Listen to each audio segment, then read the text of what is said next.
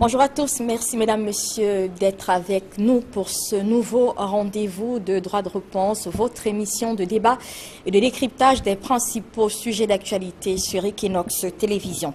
La date du 1er octobre restera sans doute gravée dans les mémoires des Camerounais, non pas seulement parce que ce jour était jour anniversaire de la commémoration de la réunification des deux Camerouns, le Cameroun anglophone et francophone, mais surtout parce que dimanche dernier, nous avons assisté à une nouvelle étape dans la grogne populaire qui tient en haleine pratiquement tout le pays et dont les épicentres sont les régions anglophones du Cameroun, la région du nord-ouest et celle du sud-ouest. Que s'est-il réellement passé le 1er octobre dernier dans ces deux régions? Les versions s'entrechoquent. Les organisations de la société civile, au rang desquelles le REDAC annonce une centaine de morts tombés donc lors de ces manifestations dans les régions anglophones. Amnesty International indiquait qu'au moins 17 personnes étaient mortes à la suite des événements du 1er octobre dernier. Un bilan qui se rapproche de celui du gouvernement qui parlait lui d'une dizaine d'assaillants qui avaient été neutralisés dans les tensions et tentatives donc de porter atteinte aux forces de défense et de sécurité. Des violences qui ont été fortement condamnées par la communauté internationale, précisément le département d'État américain qui a jugé inacceptable le recours à la force du gouvernement camerounais pour restreindre les libertés d'expression ainsi que la violence des manifestants. Les Nations Unies, par exemple, demandent l'ouverture d'une enquête pour faire la lumière sur ce qui s'est exactement passé dimanche dernier dans les régions du nord-ouest et du sud-ouest. Tous cependant sont unanimes, il faut un dialogue comme voie de sortie. Ce dialogue devenu une obsession selon la presse cette semaine, ainsi titrait la Nouvelle Expression dans l'une de ses parutions de cette semaine. Un dialogue dont le leader du premier parti de l'opposition du Cameroun pense qu'il est tard. Pour le chairman du SDF, le social-démocratique Front, John Fundi, il est tout simplement tard de parler d'un dialogue aujourd'hui au Cameroun. Mesdames et messieurs, une fois encore et pour la 6e fois consécutive dans cette émission Droit de réponse, vous comprendrez que la crise anglophone va encore retenir notre attention dans quasiment toute cette émission. Mais avant de refermer ce débat, nous arrêterons sur quelques sujets d'actualité tels que la journée mondiale de l'enseignant qui s'est donc célébrée le 5 octobre dernier sous fond de revendication au Cameroun une fois encore. Les enseignants qui ont plaidé pour l'amélioration de leurs conditions de travail. Nous ferons également un arrêt sur un autre sujet, la fusillade survenue à Mora, dans l'extrême nord du pays, où un soldat a ouvert le feu sur son chef hiérarchique. Cette édition nous permettra également de faire le point sur une actualité de dernière minute. Non loin de cette crise anglophone, il s'agit de cette autre candidature déclarée pour la présidence de la République en 2018, celle de Maître Akere Mouna, avocat au barreau du Cameroun et originaire du Nord-Est. Voilà donc pour le menu de notre édition de ce dimanche. Mais avant, on fait un tour de revue de presse, comme il est de tradition dans ce débat avec vous, Flavien Dongo. Bon dimanche. Bonjour Albertine et bonjour à tous les panélistes qui sont déjà sur ce plateau. Je vous le disais donc, la crise anglophone va encore occuper une bonne partie de cette émission ce dimanche, mais bien sûr d'autres sujets d'actualité, je le disais également, avec bien sûr ce clin d'œil à ces enseignants qui ont plaidé pour l'amélioration de leurs conditions de travail cette semaine. Vous l'avez dit, comme vous le savez, la crise anglophone, c'est le plat de résistance de la presse depuis plusieurs mois aujourd'hui. Donc il ne se passe pas une seule édition de la presse sans qu'on évoque le cas de la crise, ou tout au moins qu'on évoque la crise anglophone. Le voyez-vous sur la crise anglophone qui secoue bien sûr le pays. La Nouvelle Expression, dans l'une de ses apparitions, fait savoir que le porte-parole du secrétaire général de l'Organisation des Nations Unies a donc publié une importante déclaration sur la crise anglophone. Dans la correspondance, le patron de l'ONU faisait savoir qu'il est donc profondément préoccupé par la situation dans laquelle se trouve le Cameroun, faisant ainsi allusion aux récents incidents sécuritaires survenus donc à Bamenda et à Douala, non sans évoquer le regain de tension lié donc au 1er octobre 2017. La Nouvelle Expression ajoute que le porte-parole du secrétaire général de l'ONU a encouragé les autorités camerounaises à poursuivre donc leur effort pour résoudre les griefs de la communauté anglophone à travers donc la promotion des mesures de la réconciliation nationale, même si au lendemain du 1er octobre 2017, la même organisation a donc demandé l'ouverture d'une enquête suite aux exactions observées le 1er octobre dans les régions anglophones. Cette position donc de l'ONU, le journal précise que Amnesty International et autres ONG sont d'ailleurs rentrés dans la danse. C'est le cas donc du REDAC, le réseau des défenseurs des droits humains en Afrique centrale, qui en faisant donc le point sur les exactions du 1er octobre, a dit qu'il y a eu une centaine de personnes tuées lors des manifestations manifestations donc dans les régions du Nord-Ouest. Pour le rédac notamment, les forces de l'ordre ont tiré à balles réelles sur les populations. Et dans la mouvance de la crise anglophone, la nouvelle expression révèle que le président du Social Democratic Front, dans une interview, dit qu'il ne peut plus aider Paul Biya. Selon lui, plusieurs propositions de solutions à la crise anglophone faites donc au chef de l'État n'ont pas été prises en compte. Il conclut, et selon bien sûr le journal, qu'il est donc temps pour Paul Biya de trouver la solution à la crise anglophone en ce moment.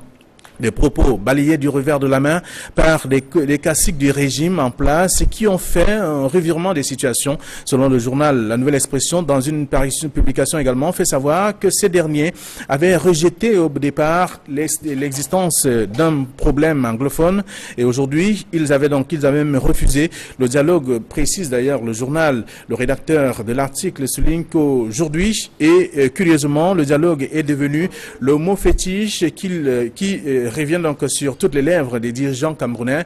On le sait, Issa Tchouma Bakary, Laurent Esso, Atangandi et les autres ont pour refrain le dialogue désormais. Donc à la suite de ce que le journal qualifie de revirement des situations, Info Matin, qui s'est donc intéressé à Messanga Nyamding, fait savoir que le politologue a plutôt ouvert le feu sur l'élite anglophone et ses complices francophones qui sont responsables du mauvais climat qui connaît le Cameroun depuis quelques mois aujourd'hui. Pour Info Matin, lors d'un meeting donc à Douala, Messanga Nyamding s'est d'ailleurs indigné de l'absence sur le terrain des négociations des originaires du Nord-Ouest et Sud-Ouest, notamment ceux à qui Paul Biya a confié des responsabilités. Le politologue pense que le chef de l'État doit donc revoir le dispositif du gouvernement actuel, tout en pensant donc, en prenant des hommes que la base écoute encore pour des solutions des différentes crises qui secouent le pays depuis quelque temps. Alors, pour repère, c'est désormais l'union sacrée donc contre les sécessionnistes. On l'a vu cette semaine encore. Et même la semaine dernière, des responsables du RDPC se mettent ensemble pour trouver la solution aux difficultés que rencontre le Cameroun. Et en parlant notamment du dialogue aujourd'hui qui est devenu le refrain de toutes ces personnes.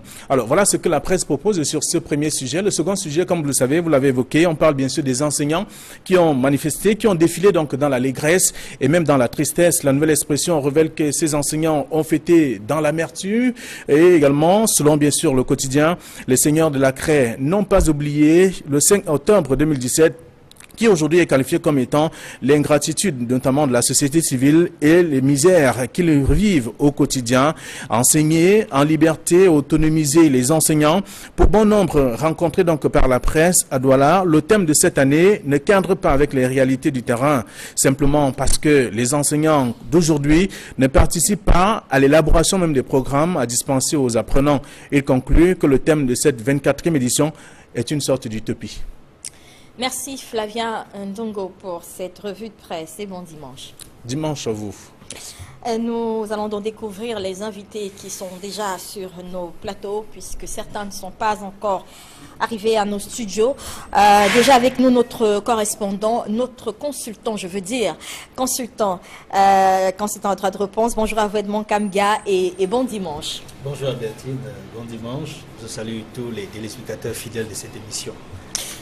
Vous êtes donc consultant pour droit de réponse, je l'ai dit, mais vous êtes également journaliste, chef politique et politique internationale au quotidien La Nouvelle Expression.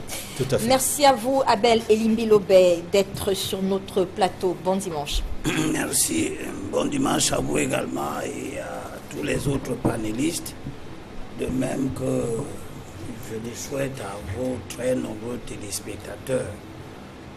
Mais j'appelle tout simplement nos compatriotes dans les situations de crise que nous traversons à se conduire de telle sorte que demain, nous soyons sûrs que notre peuple a su se donner une boussole et qu'on ne navigue pas à contre-courant ou dans tous les sens lorsqu'on est dans la tourmente.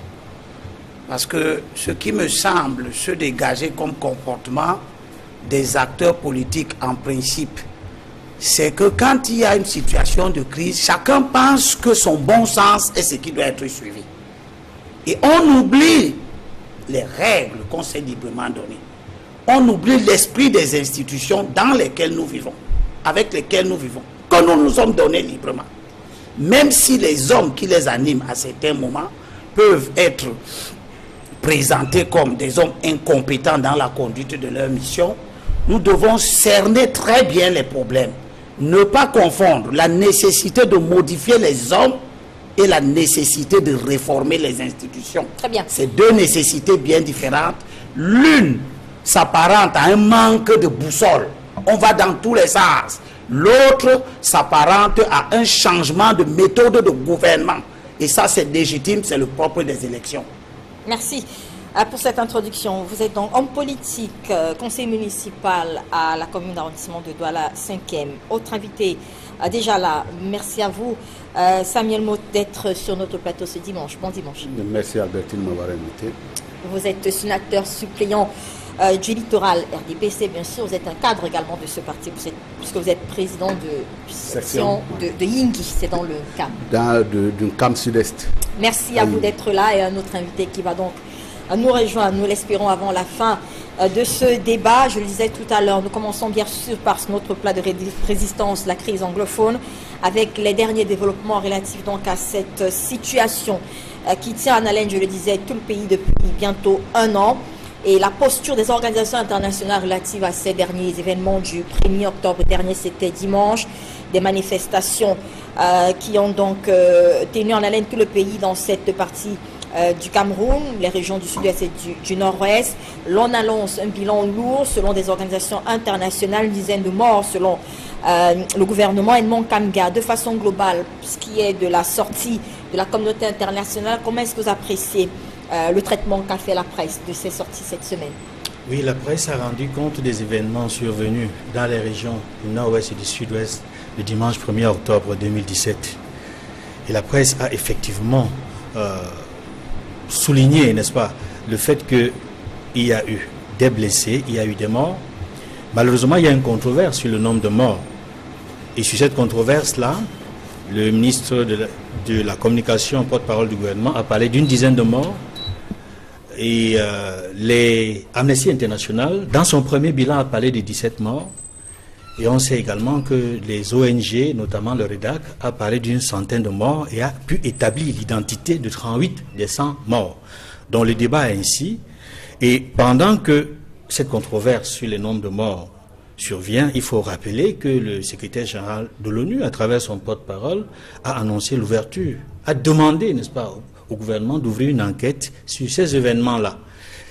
En plus du secrétaire général, il faut dire que le haut commissaire aux droits de l'homme de l'ONU a également ajouté, n'est-ce pas, au secrétaire général de l'ONU pour dire qu'il faut effectivement ouvrir cette enquête. Et lorsque l'ONU est ainsi préoccupée, vivement préoccupée, parce que le terme utilisé, c'est la vive préoccupation.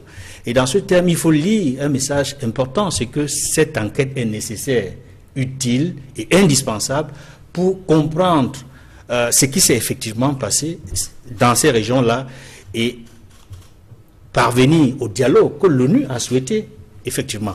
En ce qui concerne le rôle de la presse, en dehors des comptes rendus, des correspondants locaux, des différents quotidiens, de la presse écrite et de l'audiovisuel, on a vu des analyses qui ont été faites par les différents médias en tenant compte de la controverse qui secoue, qui divise l'opinion. Donc voilà un peu la situation. Alors, Albert-Émilie Lobert, au-delà de la controverse autour donc, de ce bilan, il y a bien sûr ces sorties dont je parlais de la communauté internationale, et l'une des plus virulentes, c'est celle du département américain, donc d'État américain, qui dit qu'il est profondément, qui condamne profondément donc les violences qui ont été perpétrées dans la région anglophone du pays et juge inacceptable l'usage de la force par le gouvernement camerounais pour restreindre les libertés. C'est une citation. Quelle peut être la portée de telles sorties dans le contexte actuel au Cameroun? Les États-Unis sont un grand pays et c'est une vieille démocratie. J'appartiens à ceux qui respectent ce grand pays, mais il faut que les sorties du gouvernement américain fassent preuve de beaucoup de précautions. Parce que si les sorties du gouvernement américain se font à l'emporte-pièce, elles peuvent déterminer les anarchistes de toutes sortes à travers le monde à croire que le gouvernement américain assure la protection au nom des libertés publiques et des droits de l'homme des groupes marginaux qui mettent souvent les États en difficulté. D'autant plus que le gouvernement américain lui-même n'a pas fait preuve d'exemplarité dans des situations où le respect de la souveraineté des États et des droits de l'homme et de la vie tout court aurait dû être sa préoccupation principale. Lorsque le gouvernement américain est parti attaquer l'État irakien qui ne lui avait rien fait, il n'a pas écouté les récriminations du secrétaire général des Nations Unies. C'était Pérez de Cuellar à ce moment. Le gouvernement américain ne les a pas écoutés. Ils sont partis faire une guerre hors de leur territoire. On attendra que l'histoire nous enseigne que c'est le droit des Américains d'aller faire une guerre. Mais en attendant, nous reconnaissons que, moi j'appartiens à ceux qui reconnaissent que l'État du Cameroun, et je crois que le gouvernement américain reconnaît à l'État du Cameroun le devoir d'assurer la protection de son intégrité. L'intégrité du territoire camerounais. Lorsque des groupes sociaux, au nom des revendications politiques, se lèvent pour proclamer l'indépendance d'une partie du territoire, c'est une atteinte grave à l'intégrité du pays. C'est une déclaration de guerre. Il n'y a pas 36 000 manières à travers le monde de faire la guerre à un pays si ce n'est d'envisager de couper une partie de son territoire. Nous étions dans une situation de guerre le 1er octobre. Mais dimanche, dans les régions anglophones du pays. Vous voyez bien qu'il y a eu des morts. Des morts. Donc la revendication des gens, qui est une revendication illégale, illégitime. Il n'y a aucune revendication sur l'indépendance qui soit légale et légitime. Aucune. Cette revendication s'est faite dans un contexte de violence. Violence de la part des manifestants. Violence de la part des manifestants. Les revendications, les manifestations du 1er octobre dans les régions du sud-ouest et du nord-ouest dimanche dernier étaient-elles des manifestations pour réclamer l'indépendance? Était-elles une commémoration de la réunification du Cameroun? Était-ce des revendications de ces personnes qui demandent depuis plus de 11 mois que la situation dans cette partie du pays soit revue, qui disent le mal-être? Quelles revendications avions-nous à faire? De quelles revendications avions-nous à faire dimanche dans les gens anglophones du pays? Vous nous parlez des revendications indépendantistes, tout simplement. Je vous réponds et qu'on m'écoute très bien. Dans un pays, ce n'est pas chacun qui organise la célébration d'un événement national à sa guise. La date du 1er octobre ne constitue pas un événement officiel à célébrer, fût-elle importante dans l'histoire. On a vu d'autres personnes le célébrer. S'il vous plaît, laissez que je termine. Allez-y rapidement. Les dates, les fêtes officielles qui font l'objet de commémoration sont listées et font l'objet d'une loi. Je suis de l'opposition, je veux qu'on enlève Paul Biamé maintenant. Mais je ne veux pas qu'on l'enlève dans un contexte où chacun croit que son bien fondé, son bon sens est ce qui guide l'État. Tous ceux qui décident de commémorer à l'échelle nationale un événement qui ne fait pas partie des événements listés par le gouvernement de la République, aussi mauvais soit-il, sont dans la faute. Alors, ce n'est pas parce qu'on dit que c'est le 1er octobre qu'un groupuscule d'individus peut décider le 1er octobre d'organiser des manifestations. Je note d'ailleurs que si le 1er octobre est une date de la nation camerounaise, c'est un groupuscule qui n'a décidé de le célébrer que dans une région ou dans 2 régions sur 10. Vous vous souvenez qu'il y a eu des manifestations partout au Cameroun ce jour-là? Pas seulement... Il y a des manifestations à Douala, de célébration du 1er octobre. Exact. Il y a des manifestations. On reviendra. Le parti au pouvoir célébrer le 1er octobre dans tous les autres territoires. Non. Je reviendrai à vous tout à l'heure. Je ne sais pas si le parti... Attendez, je termine. Je ne sais pas si le parti qui est au pouvoir à commémorer le 1er octobre. Je sais qu'il a organisé des meetings et des marches. Qui portait sur quoi? Pardon, ça n'a rien à voir avec un événement officiel. Nous reviendrons. Un événement officiel. Très bien. C'est le 20 mai. Très bien. C'est le 11 mai. On reviendra, je vous en prie. C'est le 1er mai. On reviendra. C'est de ça qu'il est question au Cameroun. On reviendra à vous pour comprendre ce revirement de situation dans votre pensée, parce qu'il me semble que vous n'étiez pas sous cette longueur d'onde sur ce plateau. Je vous en prie, on reviendra. Monsieur Samuel Motte, je parlais de la portée des sorties de ces organisations internationales. Il y a eu les États-Unis, mais également eu l'ONU, des Nations Unies, qui demande notamment la mise sur pied d'une enquête. Il demande au gouvernement de mettre sur pied une enquête. Il y a également la francophonie, il y a eu l'Union européenne. L'on se retrouve tous à condamner donc les violences de ce 1er octobre dans les régions anglophones du pays. Quelle peut être la portée de cette sortie aujourd'hui? Ça fait partie des classiques chaque fois qu'il y a un conflit à travers le monde, hein, de sortir ce genre de communiqué qui n'honore pas, je veux dire, les opposants, mais qui n'est pas là également pour encenser, pour condamner le pouvoir en place, parce que j'ai comme l'impression que vous avez une lecture plus ou moins biaisée de ce genre de communiqué. Partout ailleurs, lorsqu'il y a un conflit, on vous dit toujours il faut qu'il y ait de la retenue, de telle manière à ce qu'on n'ait pas de perte de vie humaine. Et c'est comme ça qu'il faut le prendre. Et au RDPC ou moins, tout au moins dans le gouvernement, on n'en fait pas un sujet de préoccupation majeure, parce qu'on sait qu'il est de la responsabilité de l'État de défendre l'intégrité de son territoire, avec des moyens qui sont à sa disposition et en s'appuyant notamment sur les éléments de légalité que la Constitution lui confère. Et donc, sur ce sujet-là, on n'a pas beaucoup. Parce qu'en réalité, quand on parlait de violence, la violence, elle ne vient pas nécessairement du gouvernement. Personne ne l'a dit, mais sauf que dans ces communiqués, il est indiqué clairement que on pointe du doigt le gouvernement, bien sûr, dans ces communiqués, puisque dans le communiqué, par exemple, des Nations Unies, ou si vous voulez, des États-Unis, il est clairement indiqué qu'il est inacceptable que le gouvernement utilise des méthodes pour restreindre les libertés. Je crois que c'est clairement indiqué. Mais Albertine, vous qui êtes au Cameroun, on a restreint les libertés de qui? On ne va pas non plus donner la parole aux sécessionnistes. Encore que vous le faites brillamment, encore que dans votre volonté de retirer nécessairement la parole à Limi Lobert, on vous prendrait pour quelqu'un qui est partisan d'une certaine cause. Non, il y a des revendications que l'on doit faire dans la République, à condition que ce soit des revendications républicaines. Je pourrais laisser parler, il ne peut pas vous laisser parler. On essaie de faire la parité ici dans ce plateau. C'était une façon de vous Vous l'avez rejoint dans la pensée, c'est normal que vous défendez. Non, maintenant... Allez-y, monsieur Motte, vous avez l'honneur de donner la parole à un enfant qui, à 3 ans, savait ce que c'était la guerre. Vous donnez la parole à quelqu'un qui, à 6 ans déjà, savait ce que c'est que fuir les bandits quand il y avait un village qui était attaqué. Vous donnez la parole à quelqu'un qui est issu d'une région, d'une zone qui est aujourd'hui considérée comme étant l'une des zones les plus délaissées du Cameroun. Vous donnez la parole à quelqu'un également qui a 1001 revendications qu'il pourrait faire. Quand vous faites par exemple allusion à nos réunions de RDPC du 1er novembre, cette réunion du 1er octobre, elle avait nécessairement et fondamentalement pour but de condamner toute forme de primordialisme.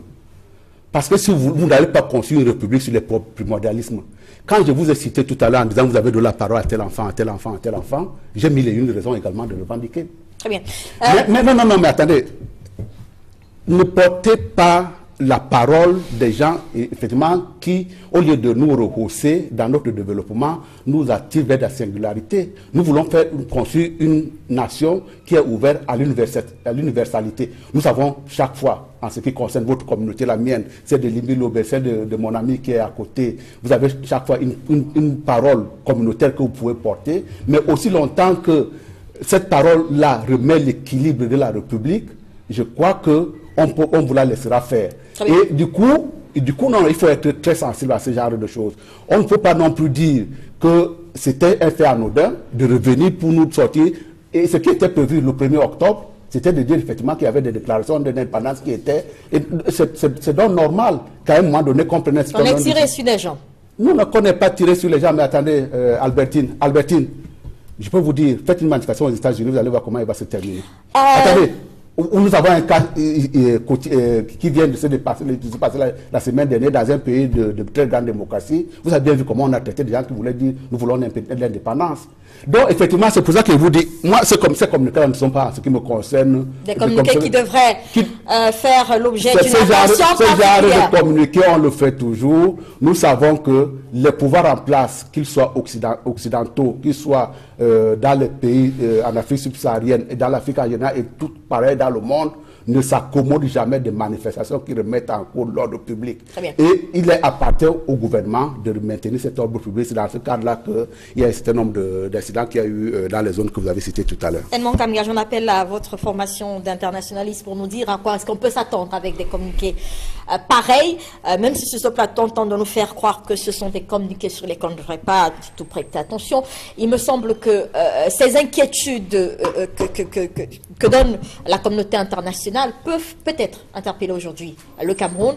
Est-ce que si, par exemple, on recevait notre spécialiste du droit international qui nous faisait savoir qu'au cas où, par exemple, l'enquête demandée par les Nations Unies n'est pas implémentée par le gouvernement, les Nations Unies pourraient décider, par exemple, de mener elles-mêmes cette enquête. Est-ce qu'on pourrait s'attendre à de tels scénarios aujourd'hui? Bien sûr, bien sûr. C'est pour cela que je disais que les Nations Unies ont exprimé leur vive préoccupation sur la situation qui s'est déroulée dans les régions du nord-ouest et du sud-ouest, notamment les actes de violence, et appelle le gouvernement à ouvrir une enquête là-dessus. Et en général, quand l'ONU ou l'une de ses institutions spécialisées, quand le Haut Commissariat aux droits de l'homme demande de faire une enquête, elle suit de près la situation sur la question des droits de l'homme. Et dans le cas d'espèce, si vous voulez, il y a toute une procédure qui est menée. Et je peux me citer l'exemple de certains pays voisins et amis africains où l'ONU est intervenue lorsqu'il s'est agi des questions de droits de l'homme. L'ONU intervient par exemple de deux façons. Il y a la première façon, c'est d'ouvrir une enquête.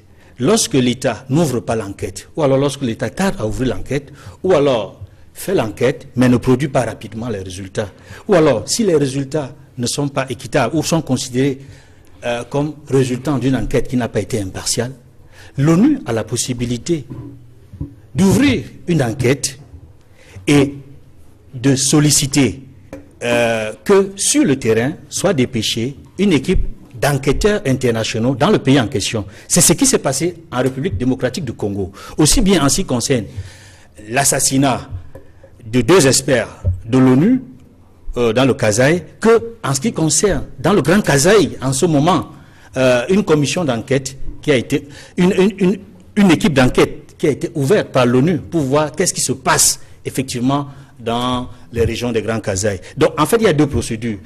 En dehors de la situation dans le RDC, il y a des situations qui donnent lieu à l'ouverture d'une commission d'enquête de l'ONU. C'est le cas actuellement. En 2016, a été ouverte une commission d'enquête de l'ONU sur le Burundi. On met sur pied une commission d'enquête, on met sur pied une équipe, un président avec des membres qui vont sur le terrain et qui vont faire un rapport sur la question et le rendre au secrétaire général de l'ONU qui, au terme de ce rapport-là, va faire le point avec l'Assemblée générale et peut solliciter l'avis du Conseil de sécurité pour des mesures à prendre. Donc, il y a globalement 2 mesures que prend l'ONU quand elle sollicite une commission d'enquête, quand elle sollicite une enquête sur le terrain qui n'est pas menée, ou alors qui est mal menée, qui n'est pas menée de façon impartiale. Soit l'ONU intervient en envoyant une équipe sur le terrain, soit l'ONU crée une commission d'enquête. Et dans les 2 cas, ces équipes-là rendent des rapports au secrétaire général de l'ONU qui sollicite le Conseil de sécurité sur la question et rend compte à l'Assemblée générale également. Et c'est le début d'un processus. On ne peut pas banaliser la demande de l'ONU lorsqu'elle sollicite une enquête sur le terrain. Donc, je crois que le gouvernement est suffisamment aguerri. Il y a des experts au sein du gouvernement qui savent ce que cela signifie. Et je pense que dès lors que l'ONU est préoccupée par la situation, il va falloir suivre de près. Il faut que le gouvernement essaie d'ouvrir cette enquête effectivement et puisse rendre compte, le moment venu, à l'ONU de ce qui s'est passé. Parce que l'ONU a son représentant en Afrique centrale. Oui, je vous vois. Je voudrais dire que l'ONU est un grand partenaire à l'élévation de la conscience humaine d'une manière générale. Elle a sa place. Et il est bon que sa parole soit écoutée. Mais j'ai peur que certaines formules de l'ONU n'alimentent des désordres dans le monde entier parce que les anarchistes et tous ceux qui ont leurs ambitions politiques particulières pensent trouver en l'ONU un partenaire qui, par ses discours, par ses méthodes, pourrait leur apporter des facilités dans leur démarche ou alors tout simplement assurer une forme de protection. L'État du Sénégal a connu pendant plus de 25 ans une guerre de séparation conduite par les séparatistes casamançais. L'ONU n'a fait aucune enquête au Sénégal. Et pourtant, c'était une guerre. Les séparatistes sénégalais sont partis d'une déclaration d'indépendance de la Casamance pour ensuite devenir carrément un mouvement armé. On peut multiplier des exemples de cette nature. L'ONU a proclamé dans sa charte l'intangibilité des frontières de ses États membres. L'ONU est donc en grande partie garante de l'intégrité territoriale des États qui en sont membres. Vu comme ça, l'ONU est très mal partie lorsque dans un pays, un mouvement sécessionniste s'exprime et que la réaction de l'ONU prête à confusion. Parce que pour vous, cette réaction prête à confusion. Beaucoup de confusion. À quel niveau? J'explique.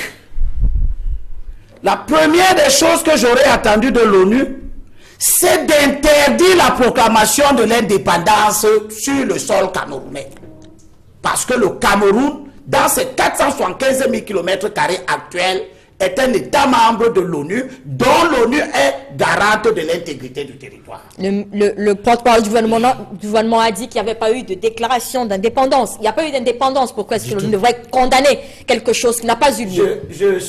Pourquoi est-ce que l'ONU devrait condamner quelque chose qui n'a pas eu lieu? Je ne sais pas si nous avons suivi les mêmes événements, mais moi je suis resté à la télévision dimanche, le 1er février. Et vous avez vu des gens proclamer l'indépendance? J'attendais que l'on proclame l'indépendance. Ça n'a pas été fait. Parce que l'objectif des manifestations qui ont été annoncées à l'avance et qui l'ont été par les groupes séparatistes, c'était qu'ils vont proclamer leur indépendance ce jour. S'ils n'y sont pas parvenus, tant mieux. Et merci pour tous ceux qui ont empêché que cette déclaration d'indépendance n'ait eu lieu. Mais l'intention valait déjà l'acte. Parce que nous savons très bien, sauf à devenir des démagogues stériles, parce que nous croyons que pour renverser ce régime, nous devons emprunter toutes les voies. J'ai dit à mes frères de l'opposition, attention, l'opposition égyptienne a utilisé des voies peu formelles pour renverser le régime de Moubarak, et l'opposition n'est pas arrivée au pouvoir. C'est l'armée qui est arrivée au pouvoir.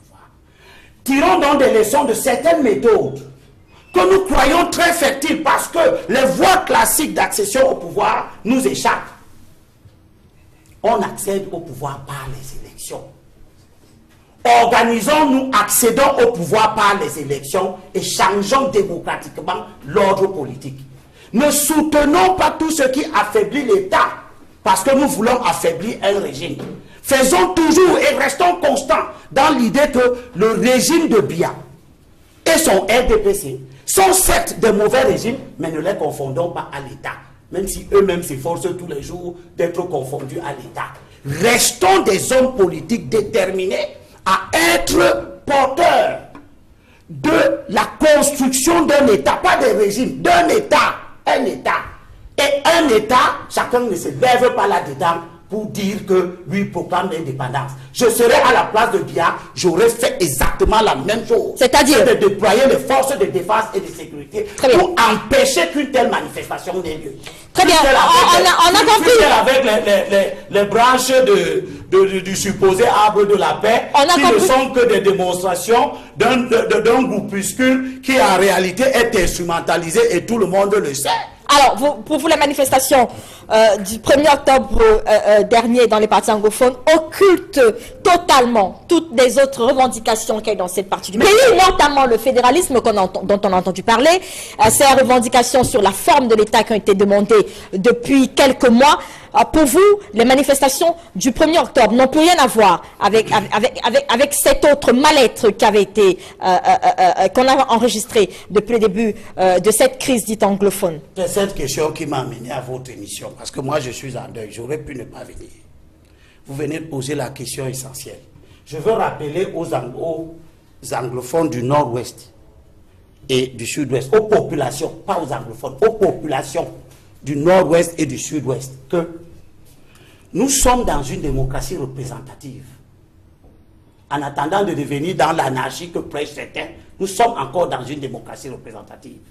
Les régions du nord-ouest et du sud-ouest ont, le nord-ouest a 20 députés qui représentent cette région à l'Assemblée nationale. Le sud-ouest en a 15, ça fait 35. Dans les 35 là, le SDF a 13 députés au nord-ouest, 1 au sud-ouest, ça fait 14. Et j'ajoute un qui est au littoral, aussi qui est originaire du sud-ouest, ça fait 15. Voilà les représentants légitimes du peuple de cette région. Le RDPC en a 7 au nord-ouest et 14 au sud-ouest, ça fait 21. Voilà leurs représentants. S'il y a des revendications politiques au nord-ouest, c'est le SDF qui est porteur de la légitimité démocratique dans ce pays, là-bas. Très bien. Ce n'est pas le SNC. Ce n'est pas les gens qui sont assis aux États-Unis. S'il y a une revendication au sud-ouest, c'est le RDPC en tant que majoritaire qui est porteur de cette revendication. Je prends acte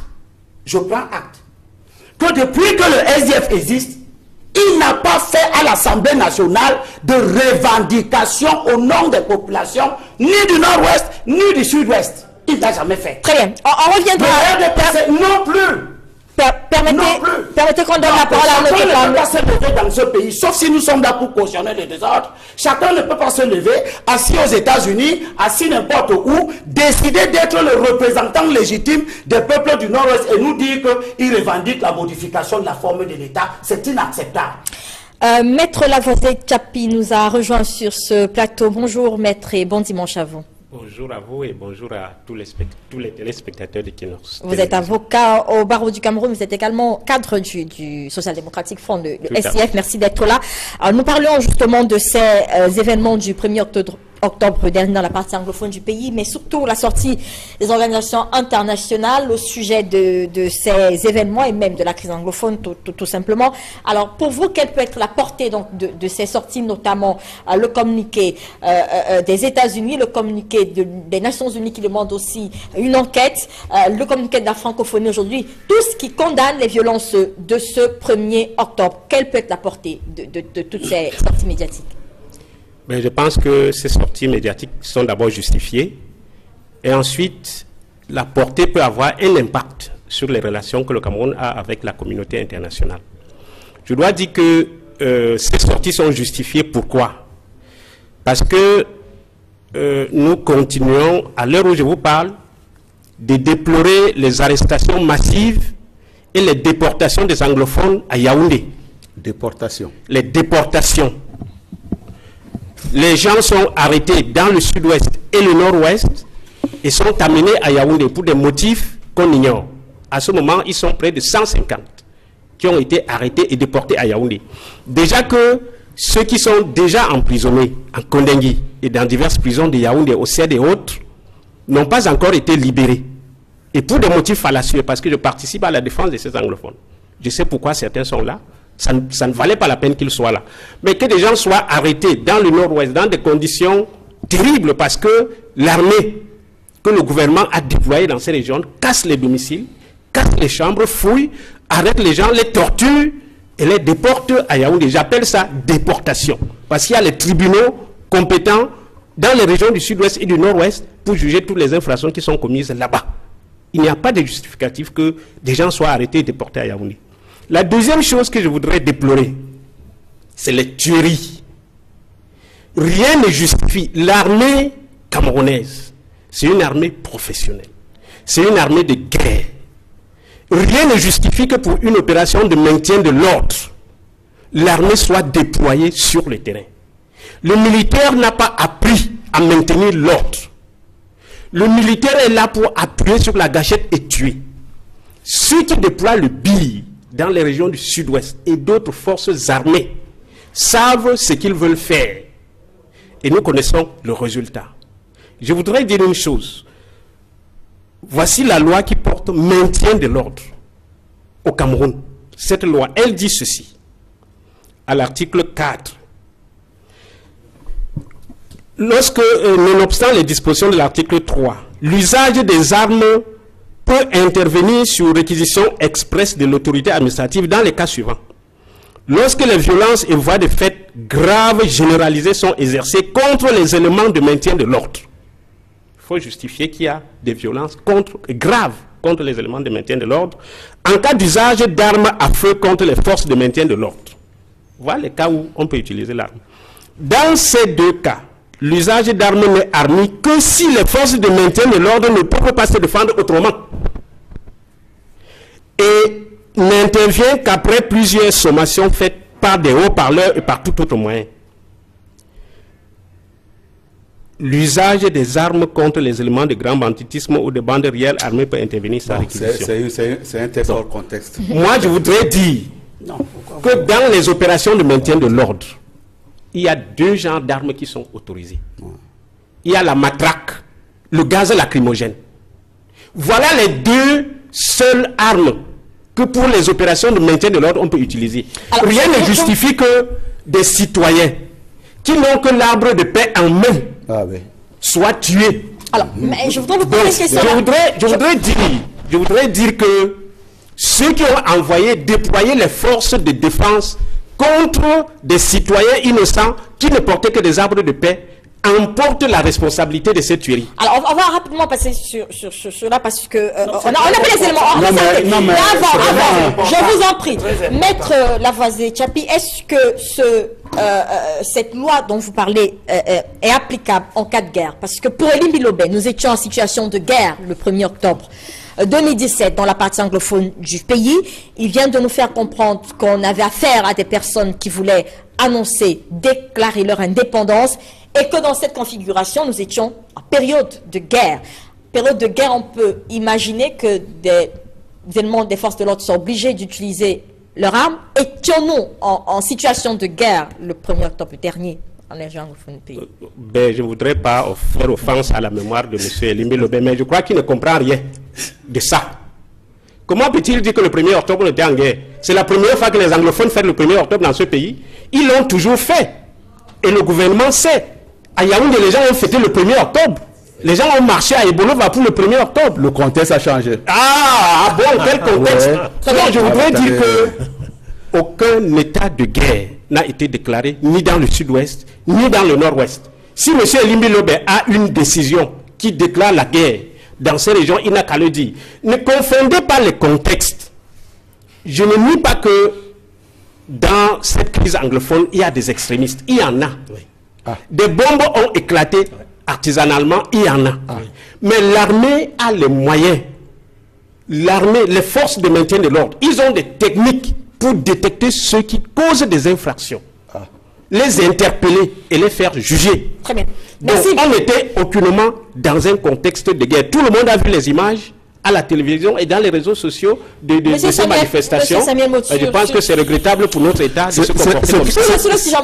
Rapidement, on va faire juste un petit arrêt là-dessus parce qu'on va parler d'autre chose. Allez-y sur le sujet. Ce qui me gêne dans ce débat-là, c'est que très souvent, lorsque vous avez pris position, par moment, on a tendance à dire vous êtes contre une partie de vos compatriotes. Notamment lorsque vous dites vous n'avez pas besoin de cette situation-là qui nous a été imposée, on vous dit vous êtes contre les anglophones.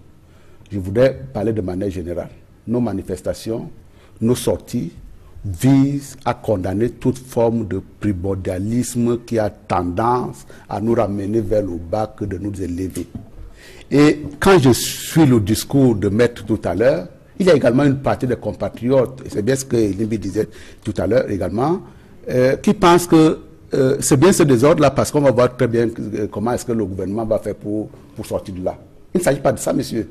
Il s'agit de dire est-ce que en tant qu'État, en tant que République, nous avons le droit, ou alors nous avons, est-ce que nous avons le droit de préserver l'intégrité territoriale? Voilà la question qui est posée. Les gens peuvent manifester très souvent le 1er octobre. Dans le cas d'espèce, il y avait bien une déclaration d'indépendance qui était sur la table et pour lesquelles sur la table, vous avez dit. Oui, mais bien sûr, La sur la table table, tout le monde en a parlé. Vous disiez tout à l'heure que Elimbi Lobe est amnésique. Vous êtes doublement amnésique également. C'est-à-dire que vous êtes le seul ici au Cameroun à n'avoir pas entendu parler de cette déclaration d'indépendance qui devait la faire. Et c'est dans le rôle. Je ne suis pas le porte-parole. Je ne suis pas le porte-parole des sécessionnistes et donc il ne faut pas savoir dans quel endroit ils voulaient le faire. Mais le devoir également d'anticipation est un devoir régalien et c'est pour cette raison-là qu'on a pris un certain nombre de dispositions. En ce qui me concerne, je reviens encore là-dessus, il est dans le rôle des institutions internationales d'envoyer très souvent des messages de pondération. Et dans le cas d'espèce, aucun citoyen camerounais, futur anglophone ou francophone, ne pourra jamais se réjouir du fait qu'il y a quelqu'un quelque part qui a été tué, soit par les forces de l'ordre, soit dans le cadre d'une manifestation. Et dans ce cadre-là, effectivement, il va falloir que les gens s'apaisent. Mais également, je voudrais aussi que les journaux aient un traitement équilibré des phénomènes tels que nous les vivons aujourd'hui. Parce que ce n'est pas le cas pour vous. Non, ce n'est pas le cas. Très souvent, vous avez tendance à encenser des gens qui sont du côté d'eux. Et attendez, je vais vous donner un cas. Dans un tranche d'antenne très largement suivi, il y a le fils également d'Aya Abine qui est intervenu, à qui on avait posé une question simple. Est-ce que vous pouvez demander demain aux populations du sud-est et du nord-ouest d'envoyer leurs enfants à l'école? Ce gars-là a fait 1 minute 30 de plateau, n'a pas voulu répondre à cette question. Le lendemain, j'ai entendu, mais il a donné leçon de grammaire aux francophones, ainsi de suite. À un moment donné, il faut être raisonnable. Il y a dans un conflit un certain nombre de revendications qui sont faites. Les revendications, on ne peut pas s'en passer, mais également c'est du devoir du gouvernement de savoir cadrer les revendications, parce que sinon à un moment donné, vous serez débordé. Attendez, revenons encore sur terre. La Catalogne aujourd'hui, je trouve seulement que la Catalogne veut programmer son indépendance, je ne sais pas finalement, ils sont en train d'hésiter, mais cette partie du territoire espagnol vit aujourd'hui d'une très large autonomie. Donc même quand on dit également qu'il faut encenser soit le fédéralisme, soit dans la décentralisation, ce n'est pas le fédéralisme et la décentralisation qui va venir à bout de toutes les formes de revendications que les individus auront envie de faire. Reste que c'est une revendication quand même. Reste que la revendication. Ça peut être une revendication. Il faut qu'elle soit républicaine, c'est tout ce que nous demandons. Alors, elle pose des problèmes, mais également pour le compte de ma petite communauté, elle peut également poser des problèmes, mais en ce moment, le voie républicaine. On n'a jamais dit au Cameroun, vous n'avez pas le droit de... Très bien. Edmond Kamga, justement, parlant de ces sorties de la communauté internationale, mais pas que, puisqu'il y a également eu les sorties de la société civile camerounaise, le REDAC et toutes les autres personnes qui se sont exprimées sur cette question. On revient toujours à cette proposition, ou alors cette suggestion même, le dialogue. Alors, si... tant est attendu qu'on n'avait qu'à faire à des sécessionnistes, comme on semble le dire le 1er octobre, avec qui doit-on dialoguer? Comment comprendre le dialogue que préconise aujourd'hui la communauté internationale? Il reste un problème de fond, même si on a assisté à peut-être à des infiltrations le 1er octobre, il reste qu'on demande aujourd'hui le dialogue entre toutes les parties. De quelle partie parle-t-on? Voilà, la question du dialogue, ça me permet de retourner dans le communiqué du secrétaire général de l'ONU qui a demandé l'ouverture d'un dialogue inclusif, un dialogue véritable et inclusif. Dans le même communiqué, il disait, à travers son porte-parole, qu'il faut préserver l'unité et l'intégrité territoriale du Cameroun. Tout à l'heure, j'ai cru entendre de la part de l'INBI une sorte de procès d'intention vis-à-vis des Nations Unies. J'ai dit non, le communiqué est clair. Il demande de préserver l'unité et l'intégrité territoriale. Ça, c'est le texte du communiqué du secrétaire général de l'ONU. Et dans le même communiqué, il parle de l'ouverture d'un dialogue véritable et inclusif. Maintenant, qui peuvent être les partenaires de ce dialogue? Effectivement, je pense que c'est la plus grande question qu'il faut poser à l'heure actuelle. Parce qu'aujourd'hui, de part et d'autre, tout le monde est d'accord pour le dialogue. À un moment donné, ceux qui, dans le gouvernement... Tout le monde est d'accord pour le dialogue? Oui, tout le monde est d'accord pour le dialogue. Tout le monde sait qui. tout le monde. Ah, tout le monde c'est qui? Moi, je ne suis pas d'accord pour le dialogue. Ah, vous ne voulez pas le dialogue? Vous nous direz Non, pourquoi moi je suis, qui je suis pour le dialogue, mais je ne suis pas sûr que les sécessionnistes soient prêts pour le dialogue. on ne parle pas de sécession. Il n'y a pas que les sécessionnistes dans cette affaire. Il n'y a pas que les sécessionnistes dans cette affaire. Si nous parlons du 1er octobre, c'est parce qu'il y a eu escalade de violence dans la région du Nord-Est. Pas escalade de violence, parce qu'il y avait dans laquelle cette menace de sécession. C'est pour ça que nous parlons du 1er octobre. Nous ne parlons pas de Il il y a une crise dans la région anglophone depuis octobre 2016. Monsieur Samuel Motte. Et c'est de cette crise qu'on parle aujourd'hui. On ne parle pas seulement des événements du 1er octobre. On parle d'une crise qui perdure aujourd'hui. Vous ne pouvez pas dissocier les événements du 1er octobre du reste des événements. Le gouvernement a vidé cette crise-là de sa substance initiale parce que, je peux vous dire, on peut vous faire la litanie des revendications initiales de ces gens. On a pratiquement donné suite à la... Je veux dire à l'intégralité des revendications. Pour vous, il n'y a plus de revendications. Il n'y en a plus. Il n'y a plus de Parce revendications. qu'effectivement, plus on s'avance, plus on veut tendre vers le consensus, plus on veut tendre vers la compréhension, plus il fixe la barre un peu plus haute. Très bien. Dans le cas d'espèce, on a dit vous libérez les gens, effectivement on a libéré. Pourtant on n'a pas libéré. Il y a encore des gens en détention. Pour des raisons que Il y a encore des gens en détention. Mais pour des raisons également que vous pouvez imaginer. Albertine, il n'y a que la République qui nous protège en tant que citoyens. Si vous mettez la République dans la rue, vous-même, vous ne serez plus protégés. Dans le cas des faits, sur quelle base a-t-on libéré les 40 autres? On les a libérés parce que, par rapport à un certain nombre de griefs qui avaient été faits au départ, on a pensé effectivement qu'il y avait matière à libérer. Mais vous posez effectivement une bonne question. Mais vous voyez bien que pour arriver à l'apaisement, on est prêt à faire un certain nombre de distorsions, y compris aller à l'encontre d'un certain nombre de règles constitutionnelles. Très bien. Et on l'a fait. Maintenant, vous pouvez également, mais Albertine, laissez-moi le dire également, il y a aussi des procès que l'on fait pour les armes. Très bien. Vous comprenez très bien que dans la dynamique, On avance pas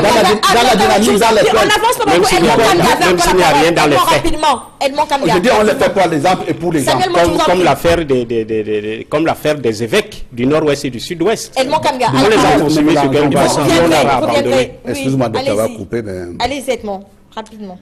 Il me semble que, et je le répète, les grandes tendances aujourd'hui, quand je suis l'actualité politique nationale et internationale sur la crise anglophone, les grandes tendances tendent vers le dialogue, vers l'ouverture au dialogue. Il y a le besoin d'une enquête pour savoir exactement ce qui s'est passé le 1er octobre. Il y a également le souci et l'urgence d'un dialogue. Et je pense que ce souci est partagé par les parties prenantes. Quand je parle des parties prenantes, je pense d'abord au gouvernement, à travers son porte-parole, qui nous a rendu visite ici à Equinox, et qui a dit qu'ils sont ouverts au dialogue sur la question de la crise anglophone. Je pense également aux leaders de consortium.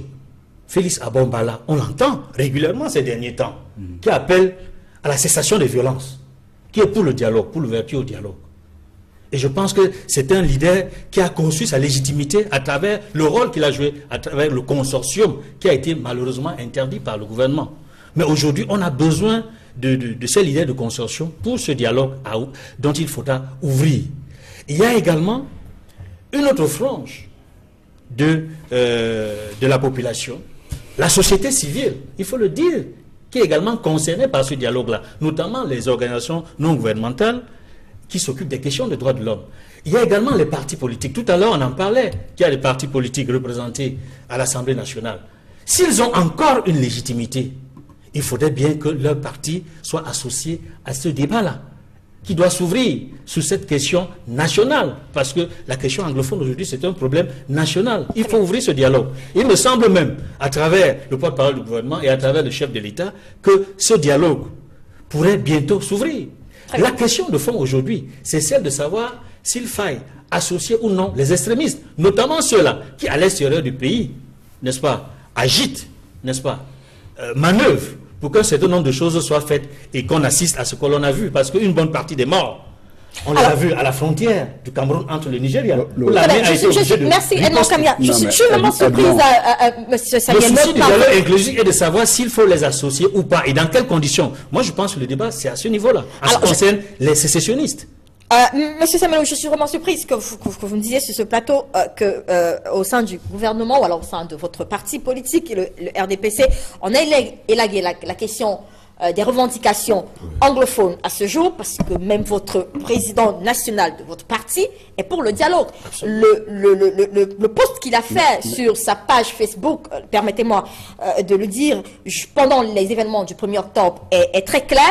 Le président de la République pense qu'on peut discuter de tout dans un dialogue. Je reprends justement ce poste-là, je le cite. Il n'est pas interdit d'exprimer ses préoccupations dans la République. En revanche, rien de grand ne peut se construire dans la surenchère verbale, la violence de rue, le défi de l'autorité. Seul un dialogue serein permet de trouver des solutions à un problème.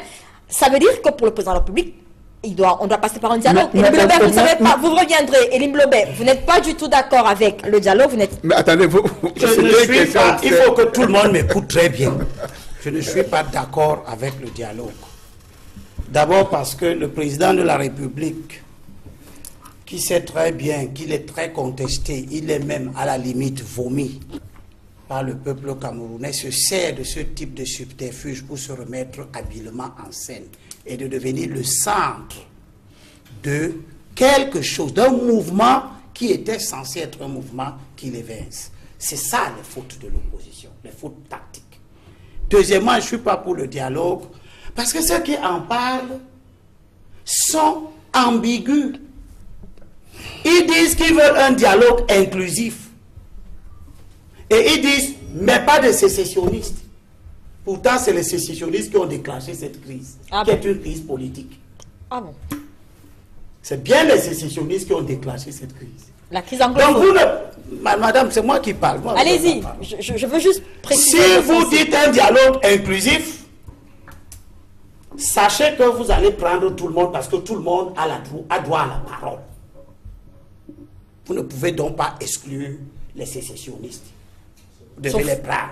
Sinon, votre dialogue n'est pas inclusif. Sauf que la sécession est interdite par notre loi. Ah, elle n'est pas... Mais pas le fédéralisme. Elle n'est pas admise. Elle n'est pas admise, la sécession. Voilà. Maintenant... On ne peut pas discuter on peut pas discuter de sécession. Vous avez une partie de Camerounais qui sont en train de vous dire que c'est ça leur option. On ne parle pas de cette partie. Mais donc vous excluez certains. C'est vous qui avez la parole. Ok. Ça veut donc dire que tout le monde voit que c'est de la démagogie, il n'y a pas de dialogue inclusif. Ayez le courage de dire que nous ne voulons pas dialoguer avec les sécessionnistes, mais nous voulons dialoguer avec tout le monde sauf les sécessionnistes. N'utilisez pas les termes qui vous condamnent après.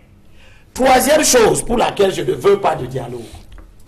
Parce que nous sommes dans un pays où, vous avez entendu comment Edmond a parlé? Parce que Agbombala s'est illustré dans un mouvement. Il est devenu légitime. Donc si j'organise une contestation ici demain, et qu'il y a 2000, 3000 personnes qui sortent, qui marchent, je deviens légitime, on doit dialoguer avec moi. Non! Le dialogue se fait avec les représentants légitimes du peuple. Ce sont les élus. Et je prends à regret que le Nord-Ouest, où le SDF a été élu à la majorité absolue, 13 députés sur 20. Très bien. C'est là-bas qu'on a refusé d'écouter le SDF. Quels sont ceux qui sont partis agresser le vice-président de l'Assemblée nationale, élu du Nord-Ouest, portant la parole des peuples du Nord-Ouest chez lui? Ça veut dire que vous voulez dialoguer? Maître, je termine s'il te plaît, je termine sur la question, c'est très important. Rapidement, je vous en prie, le temps passe. Nous sommes à 13 mois déjà passés, moins de 13 mois des élections de représentation. D'où vient-il que des acteurs politiques sérieux, au lieu de s'atteler à la préparation des élections, qui sont la seule voie légitime pour parler au nom de notre peuple, en vertu de l'article 2 de la Constitution, qui dit que la souveraineté nationale appartient au peuple camerounais, qui l'exerce, soit par l'intermédiaire du président de la République et des membres du Parlement, soit par le référendum.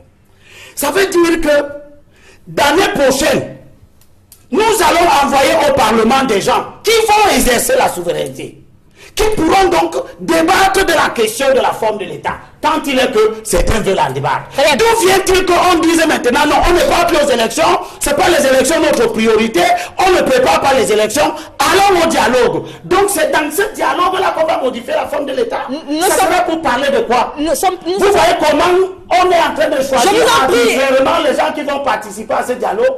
Lorsque vous allez laisser certains, ils vont faire la même anarchie. Et ils vont contester à ceux qui auront été là-bas le droit d'y être et de parler en leur nom. Je vous en prie. Alors aux élections. Très bien. Et que ceux qui veulent décider des affaires du pays aient un mandat. Je n'accepterai pas que des gens le dialogue, je vous en prie, Eline Bilobetch, s'il vous plaît. Changer la forme de l'État. Je vous en prie. Il me semble que le dialogue dont on parle, c'est pour régler un problème ponctuel. Il ne s'agit pas de décider de la marche de la nation tout entière à travers ce dialogue. Je vous en prie. Monsieur Lavoisier Tchapi, vous avez la parole. S'il vous plaît, monsieur Eline Bilobetch. Il parlait de vous êtes d'accord qu'il y a des déclarations de candidature, on en parlera tout à l'heure, pour la présidence de la République. Ça veut dire que les choses continuent, les Camerounais pensent qu'on doit aller aux élections. Alors, Lavoisier Tchapi sur le dialogue, je vous en prie. Au dialogue, je voudrais dire deux choses. Les revendications des ressortissants du Nord-Ouest et du Sud-Ouest, c'est des revendications suite à la malgouvernance. Ça n'a pas commencé avec la grève des avocats, ça n'a pas commencé avec les enseignants. Quand la population de Bamenda monte à Santa, quand ces messieurs détruisent le péage, depuis 4 à 5 ans, il n'y a plus de péage à Santa, c'était avant les avocats. Il n'y avait pas encore la revendication des avocats. C'était une revendication, ils ne comprenaient pas que depuis 1965, jusqu'à ce jour, 40 ans plus tard, que le gouvernement n'arrive pas à goudronner 50 km de route entre Bafoussam et Bamenda. Il est incompréhensible que depuis 1970, on extrait le pétrole à Limbe. On a installé la Sonara à Limbe. Aucun avocat n'a jamais été directeur général de la Sonara. La SNH qui vend le pétrole à Limbe, aucun anglophone. Aucun anglophone. Aucun anglophone n'a jamais été directeur général de la Sonara. On est allé installer la SNH qui vend le pétrole tiré de la Sonara à Yaoundé. Aucun anglophone n'a jamais été directeur général de la SNH. La société de stabilisation des hydrocarbures qui fixe le prix de ces carburants sortis de Limbe et à Yaoundé. Aucun anglophone n'a jamais été directeur général de ça. Donc, comprenez que les revendications des populations du Sud-Ouest et du Nord-Ouest, c'est des choses qui dépassent le cadre des avocats, c'est des choses qui dépassent le cadre des huissiers. Quand vous dites par exemple que le gouvernement a satisfait quoi? Dans le cadre des enseignements, vous ne connaissez pas les revendications des enseignants anglophones. Vous ne pouvez pas en citer 2 ou 3. Le gouvernement a satisfait quoi chez les enseignants anglophones? Rien du tout, à ce jour. Et il y a des vous dites qu'on a... Lavoisier Tchapi. Le recrutement, ce n'est pas ce que les enseignants avaient demandé. Il y a un redéploiement. Ce n'est pas ce que les enseignants avaient demandé. Des fonctionnaires dans la région anglophone du pays, dans le ministère de la Justice. Il y a eu quand même on parle de dialogue. On parle de dialogue. Vous êtes pour le dialogue? Sous le régime de M. Paul Biya, à quoi sert le dialogue? Voilà. La tripartite. On a vu la tripartite. Qu'est-ce que la tripartite a donné? Est-ce qu'on a respecté les accords de la tripartite à ce jour? Alors, la crise anglophone là, c'est la suite du non-respect des accords de la tripartite. Quand on a fait l'ECAM, on a dit pour choisir les membres de l'ECAM, le gouvernement doit obligatoirement consulter les partis politiques et la société civile. On a consulté, mais à quoi ont servi ces consultations? Est-ce que le gouvernement a tenu compte de l'avis des consultations? Donc vous aussi, vous n'êtes pas pour le dialogue. Troisième chose, c'est le gouvernement qui a rompu le dialogue à Bamenda. Vous ne pouvez pas négocier avec des gens le samedi. Le dimanche, vous dites leur association avec laquelle vous avez négocié est illégale. Vous les arrêtez, vous les emprisonnez. Ah, monsieur Tchapi, je vous en prie. Et ensuite... Je vous en prie. Non, je veux dire que... Je vous comprends. La radicalisation du mouvement anglophone... La radicalisation du mouvement anglophone, c'est le gouvernement de M. Paul Biya qui le provoque. Très bien. Vous arrêtez les gens, vous les mettez en prison, vous envoyez l'armée aller tuer d'autres dans la rue. Et je voudrais vous dire une chose, parce qu'aujourd'hui, on parle de dialogue. Moi, je pense qu'il faut que le gouvernement soit sérieux. Les populations que nous avons vues descendre massivement dans la rue s'identifient avec ceux qui sont arrêtés et détenus à Yaoundé. Et ces populations ont formulé une revendication claire. Si vous voulez le dialogue, prenez des mesures. Ils ont formulé ça par la remise de qui? Qui a parlé au nom de ces populations le premier? S'il vous plaît, ne m'interrompez pas. Non, non. Ne soyez pas péremptoire à mettre. Ils vous ont les populations ont regardé avec qui? Vous aurez la parole. Regardez, moi je vais attirer votre attention sur un point.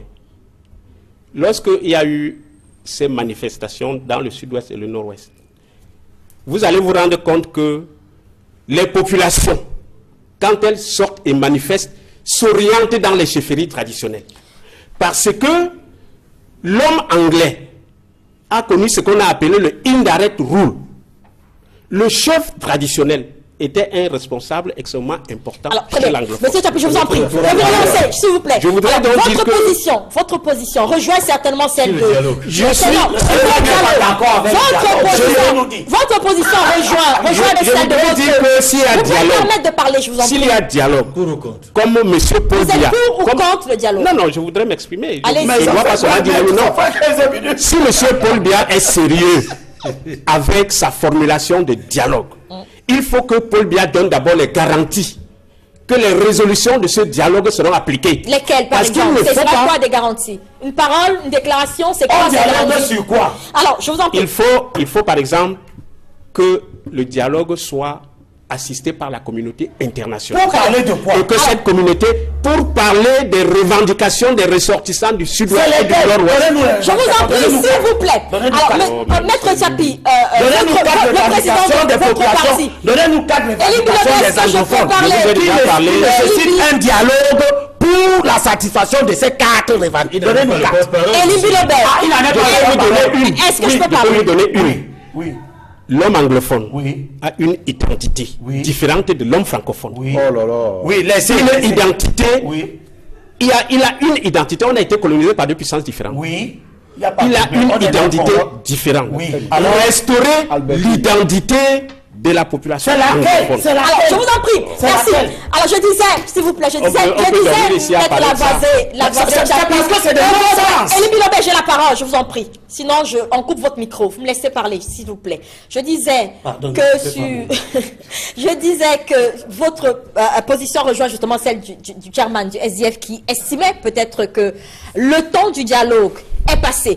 Mais s'il n'y a pas de dialogue, si on ne peut pas dialoguer aujourd'hui, comment est-ce qu'on va faire pour résoudre les problèmes que vous posez? Ne devrait-on pas rejoindre finalement Elie Bilobert sur la question de travailler sur l'alternance pour que ceux qui auront la destinée, prédestineront la destinée du Cameroun, implémentent finalement ce dont ils ont besoin?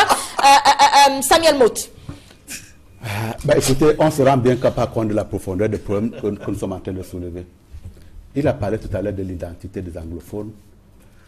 Mon cher maître, l'identité de Bamileke que vous êtes, je peux imaginer, n'est pas la même que l'identité. C'est différent. Du petit Banel. Je suis francophone. Attendez. Avant d'être Bamileke. Oui, mais justement, autre forme de primordialisme. Vous avez compris?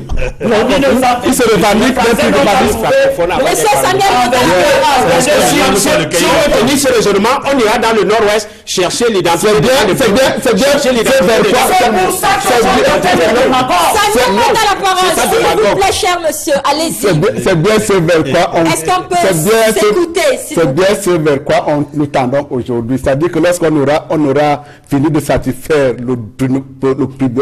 le primordialisme anglophone, on va s'attaquer demain au primordialisme bamileke, après Bamoun, après de l'extrême nord, et puis peut-être un jour ça arrivera chez le petit Banen que je suis. Sauf que vous balayez de la main la réunification de 1961, monsieur Samuel. Mais c'est du passé. Pourquoi voulez-vous qu'on soit assis sur le passé? Pourquoi voulez-vous qu'on soit assis sur le passé? Sur l'avenir. C'est une revendication. Notre chose, vous ne vous rendez pas compte. Qui s'est faite avec... Écoutez, vous savez, le fait que nous soyons une mosaïque de tribus dans une république aussi fragile que la nôtre complique la gestion des hommes, complique la gestion de la chose publique, complique pas mal de choses. Nous sommes en train de rentrer dans une autre forme de complication. Écoutez, il a même été plus fort. Enlever le directeur général de Sonara aujourd'hui, qui me semble vient du nord ou de l'extrême nord, je ne sais pas très bien, mettez-y un anglophone. Comme ça, les anglophones seront contents. Ils seront contents. Et les non-dits seront fascinés. Voilà c'est à quoi on tend. Au nord, il y a quelle élevons-nous et posons la bonne question. Non, ils sont brimés. Si aujourd'hui la personne qui est la même. Non, mais monsieur le maire, seulement vous aurez votre temps de parole.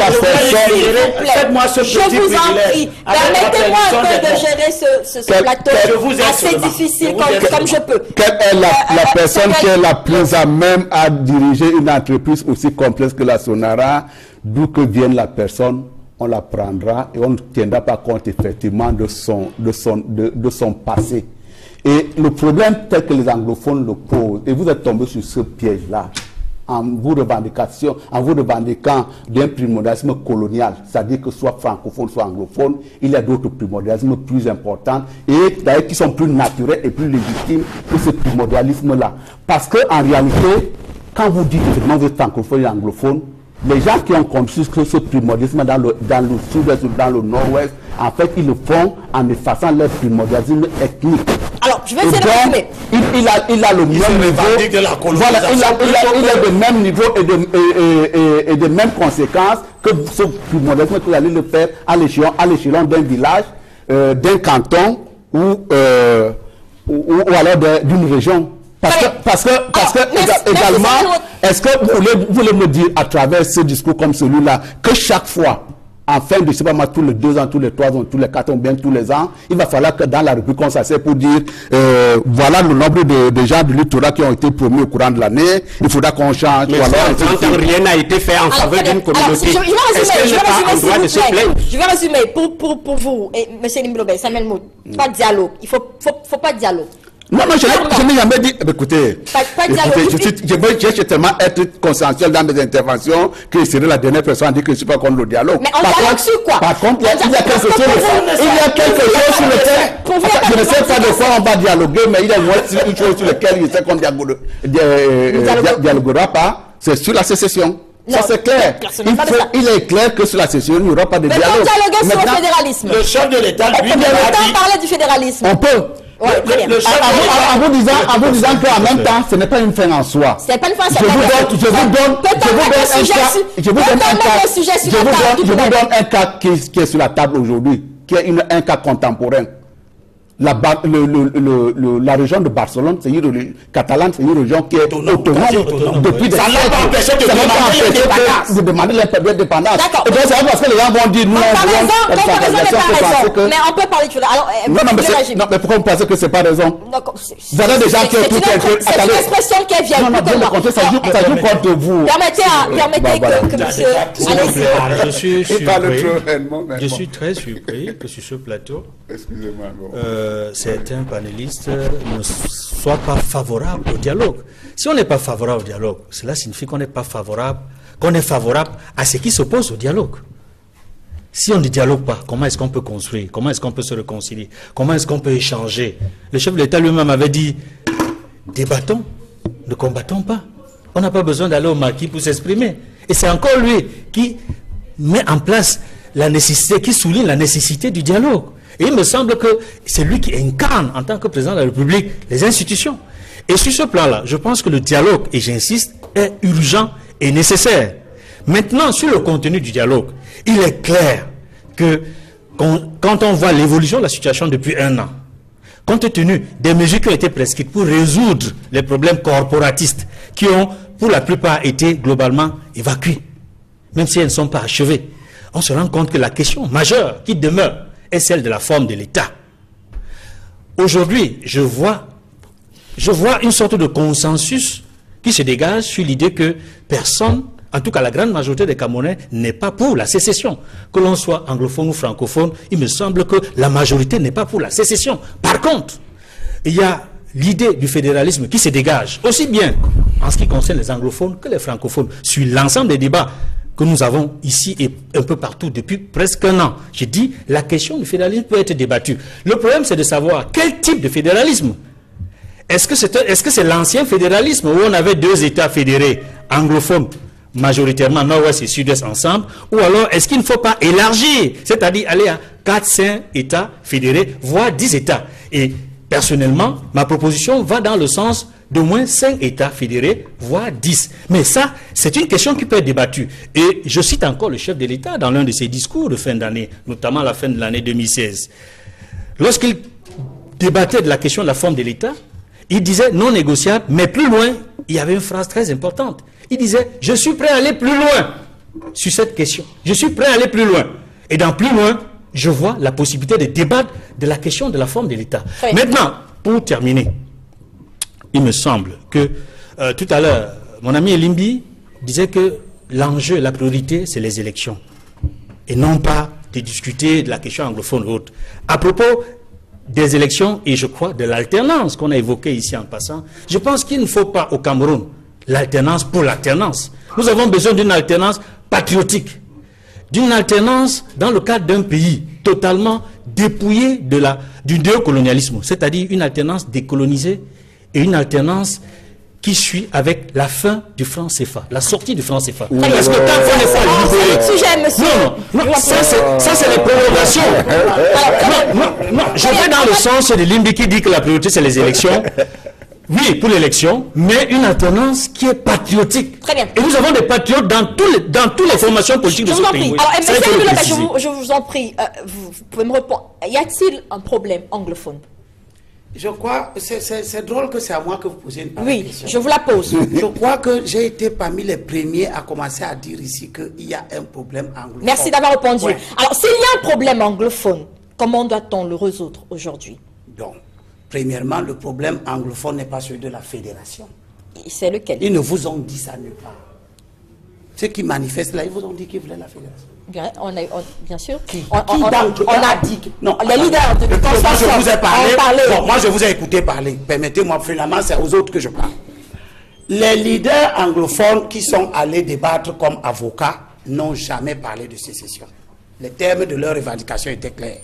Les enseignants qui ont débattu en octobre, novembre de l'année dernière n'ont pas parlé de fédéralisme. Ils ont parlé de leur affaire d'enseignants. Le consortium ne signifie rien du tout. Votre problème anglophone, comment est-ce que vous le définissez? Le problème anglophone... dont vous avez parlé sur le plateau. Le problème anglophone dont je parle depuis, qui rejoint en partie ce que Maître Tchapi dit, mais qu'il dit très mal. Parce que j'ai dit que le problème des anglophones, c'est que au commencement de la République du Cameroun, en 1962, quand la première constitution va être faite, nous étions deux, issus de la colonisation. Nous, les francophones, nous avons accaparé le pouvoir, ça fait 54 ans, c'est une injustice. Il est temps de réparer ça. Voilà, à ma perception des choses, le problème anglophone. Vous êtes allé plus loin. Je sors. Vous êtes allé plus loin. Je sors. Permettez-moi, je vous rafraîchis la mémoire, vous êtes allé plus loin en demandant qu'un anglophone soit présent. Mais je ne fais que dire ça. Le jour où, si l'année prochaine qui vient, nous élisons, nous, francophones majoritaires, nous nous mettons autour d'un candidat anglophone solide.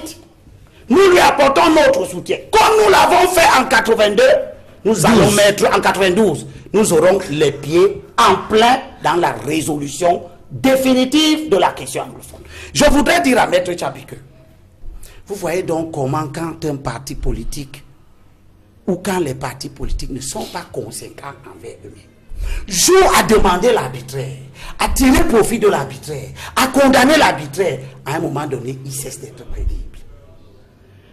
Vous vous plaignez au nom de qui? Qu'on n'a pas mis des anglophones à la Sonara.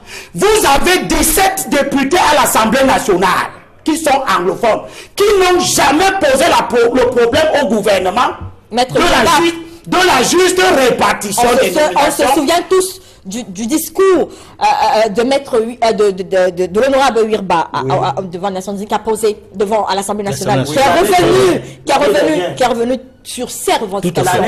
L'année dernière. Il est gagné ce chapelet. La première personne à avoir condamné Wirba, c'est qui? C'est le SDF.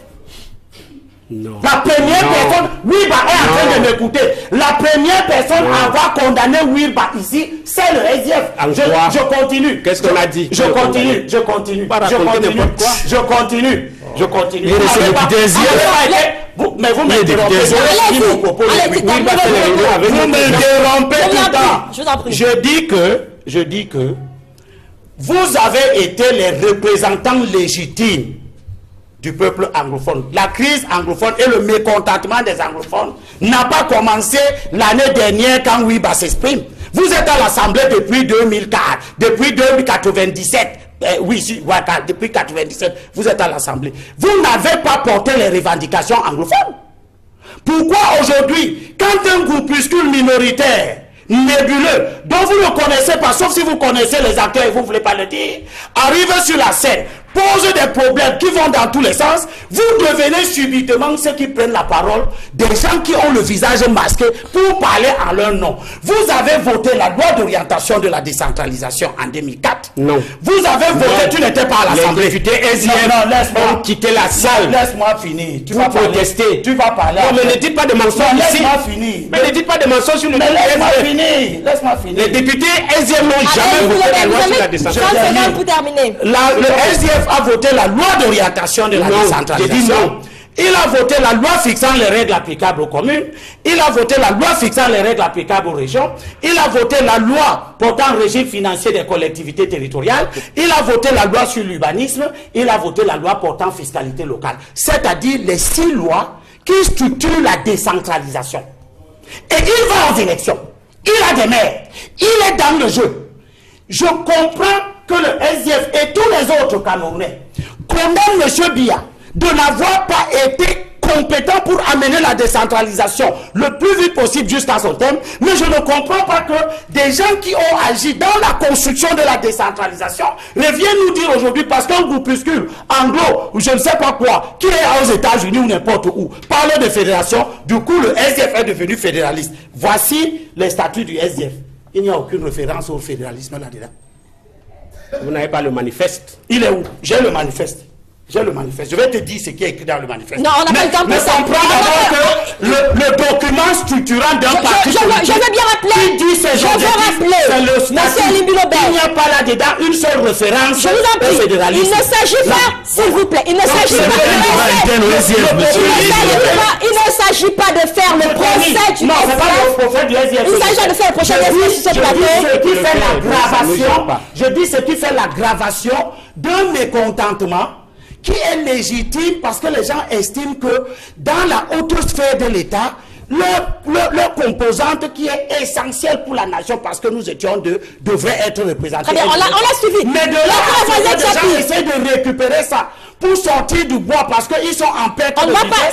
Ça, je dis, ce sont ces comportements qui aggravent un problème qui est bien connu. Si on va aux élections, allez aux élections avec votre fédéralisme. Vous voyez, vous avez donné la parole pour demander aux gens. Vous allez confisquer la parole. Monsieur Limbilobert, on va vous couper votre micro, monsieur Limbilobert. On va vous couper votre micro si vous continuez comme ça. On va vous couper votre micro. Monsieur Lavoisier, vous avez la parole rapidement pour sortir sur l'action du dialogue. On n'a plus assez de temps, s'il vous plaît. Je voudrais en un mot dire à monsieur Limbilobert que actuellement, il jouit d'un mandat de conseiller municipal à Douala 5, élu sur la liste du SDF. C'est son 2e ou 3e mandat. Vous avez mangé dans les institutions au nom du SDF. Cela s'appelle manger et cracher dans le plat. Moi, je ne fais pas ce genre de politique. Je ne fais pas ce genre de politique. Deuxièmement,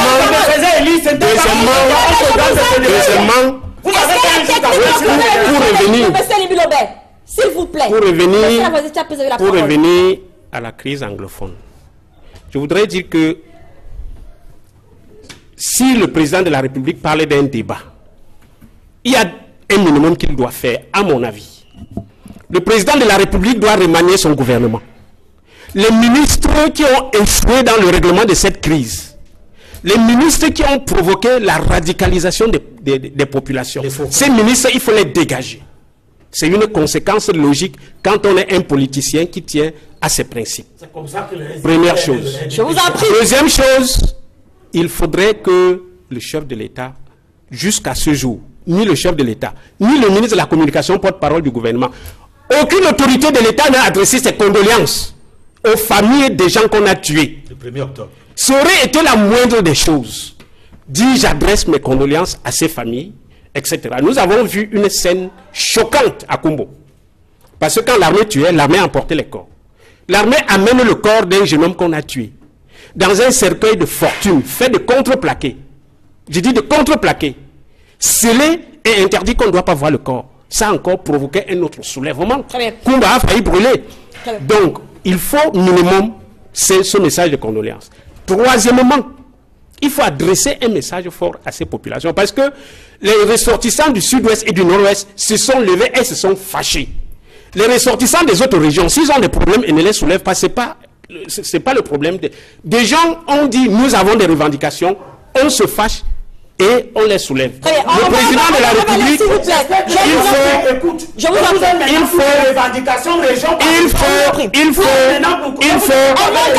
plaît, je n'ai pas fini.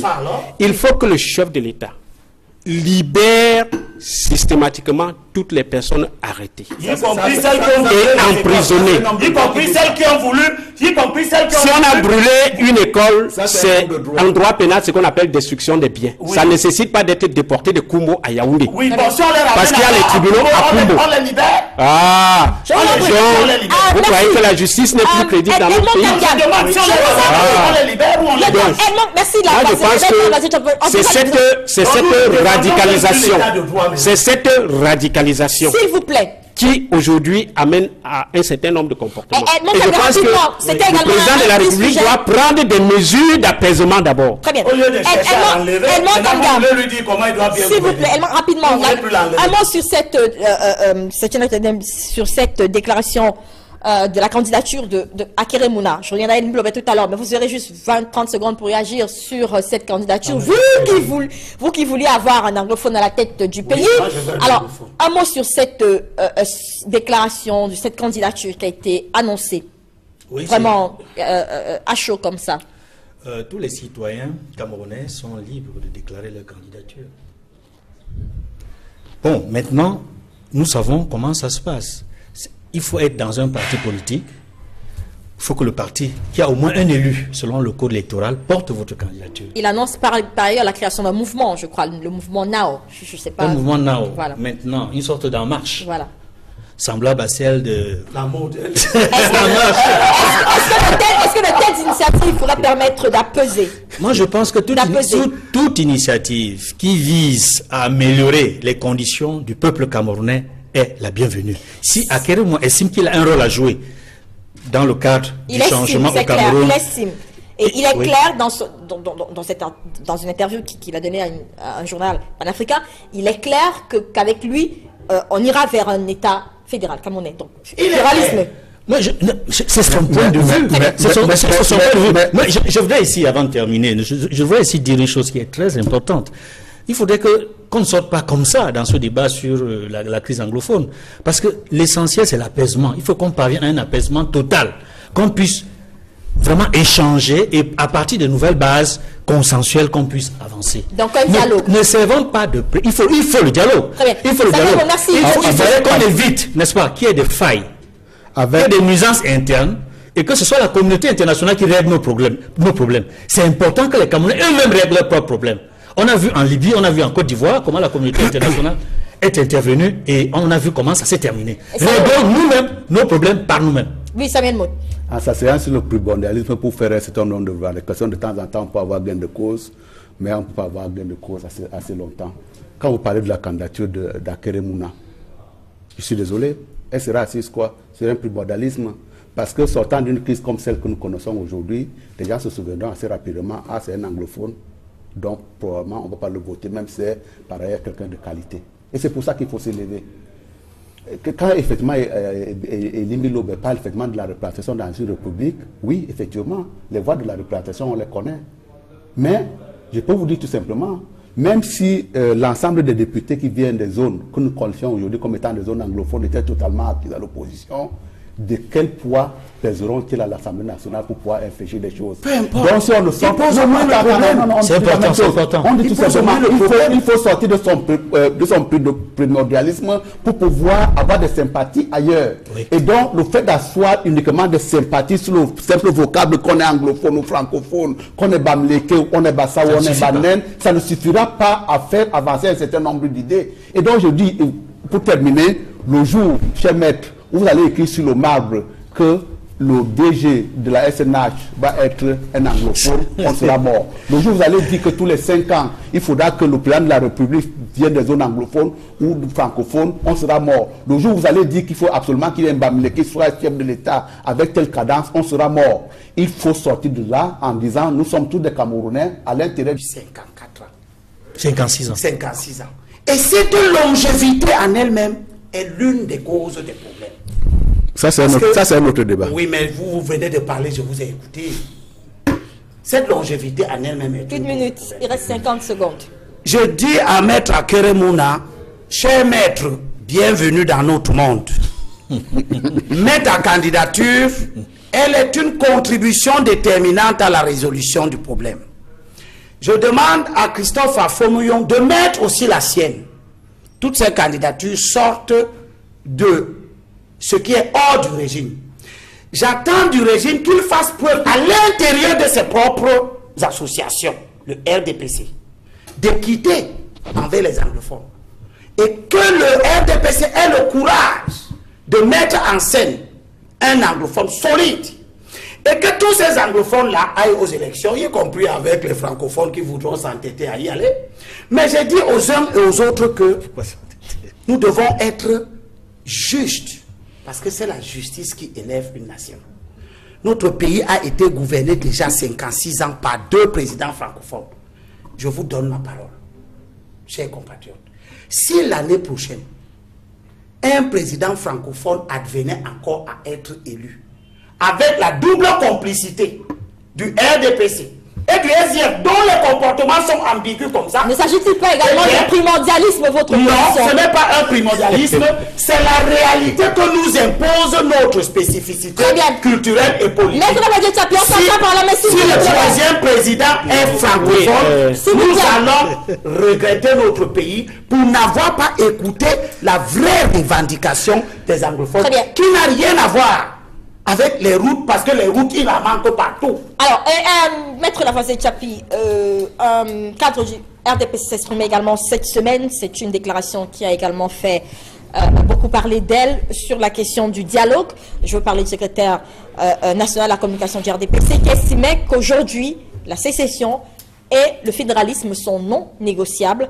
Est-ce que avec de tels préalables, vous êtes prêts à aller en dialogue? Quand je parle de vous, je veux parler de ceux qui sont pour le dialogue. Bon, je pense que la personnalité que vous désignez, c'est l'une des personnalités qui jette de l'huile dans le feu de la crise anglophone. C'est des gens qui, auprès du chef de l'État, prennent des décisions qui sont de nature à nuire à la population. Bon, maintenant, je voudrais dire une chose. Si un référendum, aujourd'hui, est organisé dans les régions du sud-ouest et du nord-ouest sur la sécession, vous n'aurez pas 5% d'anglophones qui votent pour la sécession. Vous n'aurez pas. Ah, nous sommes rassurés. Oui, oui. Ils sont à plus de 90% camerounais. Ils se sentent. Mais il faut qu'ils le disent. Comment vous le savez? Ils se sentent camerounais. C'est une réalité. Oui. Si c'est fait, on aura ce résultat. Mais il faudrait reconnaître que en 1961, il y a eu 2 États qui se sont unis pour former la République unie. Non, il n'y a pas eu 2 États. Et la Constitution, il n'y a pas eu 2 États. Monsieur Elimilo, laissez-moi parler. En 1940, laissez-moi parler. Laissez-moi parler. On ne peut pas vous dire. On peut pas vous laisser. Laissez-moi parler. S'il vous plaît. S'il vous plaît. Monsieur Elimilo, s'il vous plaît. S'il vous plaît. Le 1er janvier 1960, oui. l'État... Je vous en prie, Samuel Mout. L'État du Cameroun oriental est devenu la République du Cameroun. Prenez et je l'ai dans la voiture. J'ai la Constitution du 2 juin 1972. Article 1er, si je savais que le problème allait se poser, je l'amenais pour lire. Article 1er de la Constitution du 2 juin 1972. La République fédérale du Cameroun, constituée par la République du Cameroun oriental, par l'État du Cameroun oriental et l'État du Cameroun occidental, s'unissent pour former la République unie du Cameroun. Ça, c'est l'article 1er de la Constitution du 2 juin 1912. Deux États se sont unis pour former la République unie du Cameroun. Sa spécificité. Bon, maintenant, moi, je pense que par rapport à la candidature de Akeremouna. Il n'est pas militant de mon parti. Je n'ai pas de commentaire à faire sur sa candidature parce que le moment venu, le SDF présentera son candidat et probablement il sera un autre adversaire. Merci à vous, cher monsieur, d'être venu sur notre plateau. Malheureusement, nous n'avons pas eu le temps d'aborder la question sur les enseignants, mais ce n'est que partie remise. Edmond Kanga, qui est le consultant de cette émission. Mais nous rendons hommage, bien sûr, à ces enseignants qui ont célébré donc la fête à eux dédiée, ou alors la journée à eux dédiée cette semaine sous fond de revendications et qui ont plaidé pour l'amélioration de leurs conditions, notamment les enseignants du secteur privé qui ont plaidé pour la validation de leur convention collective qui n'a pas encore été validée par le gouvernement jusqu'à l'heure actuelle. Nous ferons certainement une émission sur ces problématiques et nous reviendrons bien sûr sur cette autre fusillade qui est survenue dans la région de l'extrême nord avec ce soldat qui a donc tiré sur son chef. C'était donc le deuxième incident du genre. Nous parlerons de cet autre sujet dans cette édition, dans les prochaines éditions de Droit de réponse. Merci à vous d'être venu, Maître Davazeka, puis à vous, Abel Elimbi Lobert, à vous, Samuel Mott, et à Edmond Kamga. L'équipe technique nous a accompagnés ce dimanche. Bon dimanche à tous. Les programmes se poursuivent sur Equinox Télévision.